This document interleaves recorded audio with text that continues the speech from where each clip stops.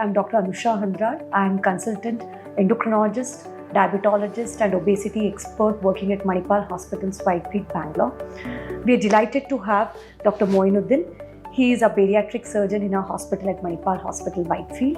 And today we'll be discussing about obesity and its treatment. Now we know that obesity is a pandemic. We're seeing a lot of patients walking into OPD asking doubts regarding obesity and its treatment. So I think this podcast is going to be useful. I welcome sir to the show. So first question to you, what is obesity and how do we assess weight in routine OPD practice? We do the BMI classification. Yes, so can you please throw insights on this? So basically, obesity is accumulation of extra fat in the body. Obesity is quantified in the form of a BMI, body mass analysis. So body mass index we say yes. Body mass index is calculated in the way that is weight in kgs by height in meters square. For example, if I am 80 kgs, 80 by, if I am 172 centimeters, 1.72 into 1.72. One value you will get. That is called body mass index. Body mass index is a scale to measure obesity. So usually body mass index should be less than 25 according to the Western scale. 25 to 30 is overweight, 30 plus is obesity, and more than 40 is morbidly obesity, and 50 plus is super obesity. So, but what happens is, because we are Asian population, we have more of visceral fat. Our hands and legs are thin, we have more of tummy fat. Our BMI will be 2.5 BMI scale less than the Western. So what I feel is 22.5 plus is overweight. For Asian population. Asian population. Okay. And about 25 is obesity. Yes. So there are other methods like sir said, BMI classification. This is simple. I mean, it can be done anywhere. In your house also you can do. But we have other methods of estimation. We can estimate the body composition through either body composition analyzer or DEXA scan. There are high level of CT and MRI machines, but BMI is something which we can do it in our office as well as at your house. So apart from BMI, there is one more called body mass analysis. In the machine we do it. So relative calculations happens there. So what happens, how much percent of fat you have, how much minerals you have, how much water weight, extra body water. Many people don't know that they have edema. That edema also will result in excess weight. Once they lose some water fat, they feel like water weight, then they feel like they lost weight. Actually, it is not the fat weight. So if you should measure the BMI before going for any weight loss techniques, we should measure BMI, then you will know how much excess body water is there. That's always, I feel, that should be measured. So what happens is, many times they go outside and they see like, so we went to one treatment, we saw an ad, we went there, and within a week they may lose some 10 kgs. So it's a miracle. So it's not like that. It is the water weight. Water weight goes fast, comes back in the similar speed. So it is the fat weight which has to be measured. So don't get tricked with all the ads, fancy ads, because you should measure and you should visibly see the difference of fat percentage. If you are losing fat percentage, well and good. Follow the technique. Because being an endocrinologist, you see a lot of patients in this hospital. Why do you think there is a necessity to treat obesity? Yeah. So that's a very good question because most of my patients ask, obesity is just the external fat. I'm not worried about external appearances. It's not the thing. Fat external also leads on to fat deposition in the internal organs, be it liver, intestines, and this is called visceral adipose tissue, which can lead on to insulin resistance, cardiovascular problems. So by far and large, we can classify obesity related complications into 3. So I always tell my patients 3 M's. What is the first M? It can lead on to metabolic problems like diabetes, hypertension, dyslipidemia, hyperuricemia, that is high uric acid, and women can have PCOS, polycystic ovarian syndrome, they can have infertility. The other aspect which is not really spoken is mental problems. They get into depression, they get into anxiety, body image disorders are there, sometimes suicidal tendencies. Problem with this, when they're depressed, they tend to eat more. Correct. And then again weight gain. So it kind of becomes a vicious cycle. So basically, eating more gives them pleasure. Pleasure. Other M, what I tell my patients is mechanical problems. A lot of overweight, obese patients, they are not able to walk. Their exercise capacity is reduced. They get breathless. And many of them have sleep apnea. Yes. Sleep apnea gets noticed. Whenever I ask the patients, do you snore? Either husband or wife or children, they are amused by this question. Correct. So they don't know that snoring is also pathological. Correct. If not treated, it can lead to heart failure, lung related issues in long run. So snoring is important. That's why we ask all obese patients to get the sleep apnea study. Correct. And hence we should treat the obesity. Now another aspect is metabolic associated fatty liver disease. We see huge number of patients having fatty liver. They think it's just ultrasound, there is fatty liver, we'll do some diet and exercise. But if you don't have a significant weight loss, this metabolic associated fatty liver disease over a period of time leads to liver failure like cirrhosis and liver failure. They may be requiring transplant at a later date. So it is very important we handle obesity for prevention of these 3 M's: metabolic, mechanical, as well as mental health issues. Yep. Very nicely described, ma'am. Basically, anyone when you see from outside, you see obesity like mechanical mainly mostly. Because until unless you do tests, you will not know you have diabetes, cholesterol. For externally, people will see you are struggling to walk, you're struggling to climb stairs, you're struggling to sit in a toilet seat. So that's what the visible. Mental also only the patient will know. Many young women, especially I see a lot of young women who are mentally depressed because of overweight. So they can't go out, the social stigma, they can't hang out, they can't wear the desired dresses. So this is a worry which I have. And definitely, as you said, PCOS and hypothyroid is a deadly combination which is gaining them weight. So, madam, you see a lot of patients. See, if you really see in obese patients, you see most common BMI is 25 to 30. This is a very grey area. How do you deal with this 25 to 30 BMI?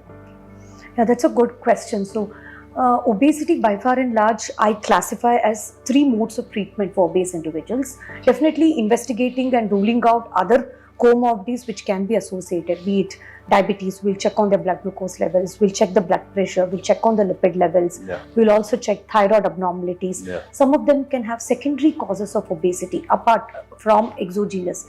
Gets me to a question. By far and large, we have 2 types of obesity. First is essential, or what we call as exogenous obesity, largely because of genetic, diet and exercise. Second one is endocrine causes, be it sometimes cortisol excess, thyroid abnormalities. All of these can lead to obesity. So we definitely rule out the secondary causes of obesity. Now, for somebody who is having fatty liver, we definitely do a ultrasound fibroscan that will tell us what is happening with the liver fat. We do a sleep study to assess whether the snoring is really causing desaturation or oxygen levels getting down at night. We check on that. How do we treat obesity? It's a triangle: diet, exercise. And nowadays we see that a lot of patients reach out to us after doing diet and exercise. So the third component, which is very important, is medical management. Now, if somebody does not respond to all 3, then we have bariatric surgery or metabolic surgery, what we call. Patients have to eat. They keep asking me what they have to eat. Completely going on to any particular diet, be it keto diet or intermittent fasting, may be difficult for some patients. So I tell them, reduce the calorie, reduce the carbohydrates like simple carbs, be it rice, wheat or maida. They can go on to something like millets, which have huge fiber. They give satiety feeling. The quantity of carbohydrates comes down, and they can increase the proteins and fibers. Proteins will help in muscle building. Right, and fibers, they will not give you much calories, so let them increase the fibers in diet and reduce the portions of meal. This is with the diet. And coming on to exercise, what exercise they have to do? Anything whichever is feasible or they can do it. We generally recommend patients to do 30 minutes per day, minimum 5 days per week. If they're able to do more, better. Zumba, yoga, meditation, they can do some strength training at the gym. That is important. Cardio is also equally important. So based on whatever is feasible, they can do the exercise. Coming on to medicine. Now, we need to know that the obesity management has been revolutionized in the last few years because we have newer anti-obesity medications for treatment. So 25 to 30, if they fail diet and exercise for 6 months, then we can offer them anti-obesity medications. By far and large, we have 3 groups of anti-obesity medications. One is oral. Second, there are 2 types of injectable. One is daily injectable and another one is weekly injectable. Now, what we are currently using is weekly injectable, be it semaglutide or tirzepatide. Again, we have to choose selectively our patients who will respond to this molecule. We start with the low dose and escalate the dose up. And again, this is not a magic drug, remember, and it's not a what you call kind of a shortcut to diet and Correct. exercise, right? So along with this medication, they have to do diet and exercise. And when they're taking this injection, they have to follow certain instructions with diet and exercise as well. And they should have regular follow-ups. So probably for this patient, I would say, let them do lifestyle changes with exercise and some low-calorie diet. They can focus on more Mediterranean diet, and we can try medicines in case after 6 months they are not able to lose weight with diet and exercise. Then how are you going to deal with the patients who are 30 to 35 BMI? 30 to 35, at the first instance, I would probably consider starting a medication support, be it semaglutide or tirzepatide. And then along with diet and exercise is what I would suggest. What do you do for patients with BMI greater than 40 and people who have tried diet and exercise, and people who, there are a certain set of patients, around 4 to maybe 5% of people do not respond to these injectables, be it tirzepatide or semaglutide. You as a surgeon will require your help at that particular time. So how do you take that up? See, my experience with obesity almost like 14 years plus. In Bangalore it's 11 years. So we do the highest number of bariatric surgery all over the south now. So as a corporate setup.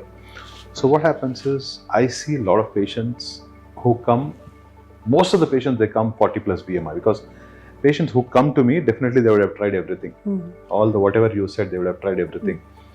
And nowadays people are coming with people who have used injections. Again, when the weight gain, they come back to me. So finally ours is a long sustainable weight loss, because once you do bariatric surgery, patients maintain the weight by 3 methods. One is, that's what I'm saying, body mass analysis. When you do, there is something called BMR, basal metabolic rate.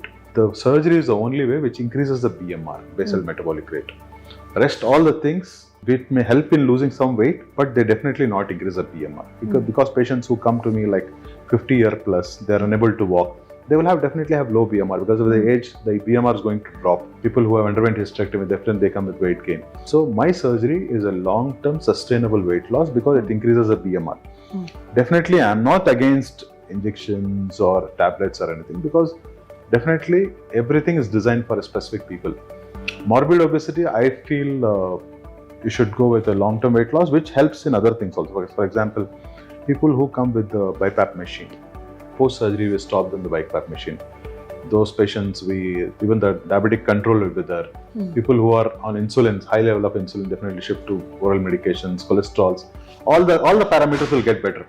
Recently, what I am getting patients is, patients are getting with marriage with PCOD, definitely we are going to marriage when unable to conceive. Those kind of patients requires a serious weight loss, significant amount of weight loss, because with the surgery, the weight loss is significant. Like they lose at least 30-40 kgs of minimum kind of weight loss they lose. So definitely once you see life in a different way. And many of the times my surgery helps in postponing the knee replacements. Because once a knee is damaged, definitely the knee has to be replaced.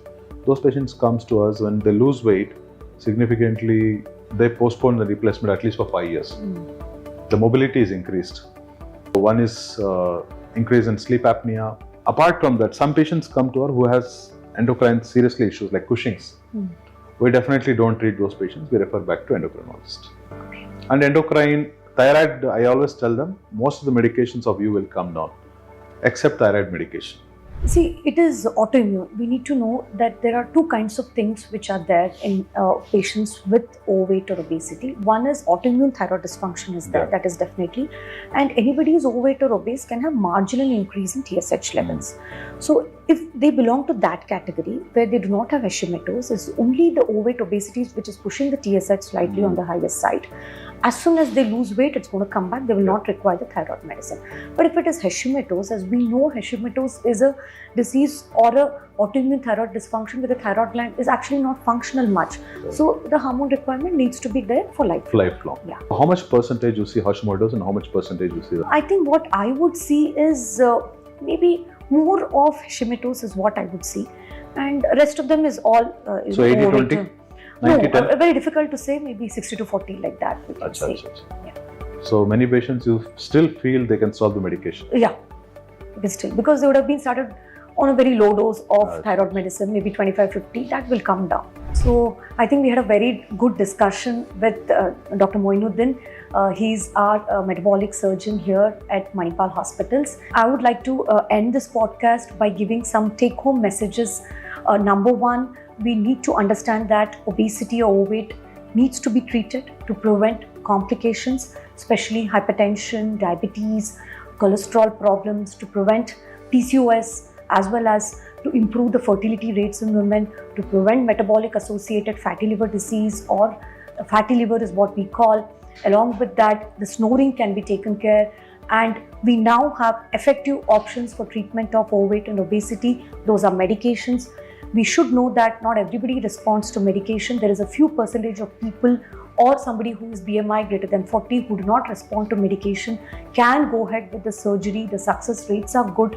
So I think you won't want to add anything Nothing, from your madam. side. See, I should congratulate Dr. Anusha for really dealing this obesity burden of this area. I feel more than anything, along with the medication, the support what you give, like what is the physical activity you need to do, and what plus has to be added along with the medication is very important. I think you need to spend a lot of time, I think, for each patient. How much time you have average spend? Madam? Yeah, we have to spend around 15 to 20 minutes. So it's a big time for so many patients, and Yeah. it's a very hectic schedule. I think you're doing a fantastic job, madam. Thank you. Thank you very much. Thank you so much.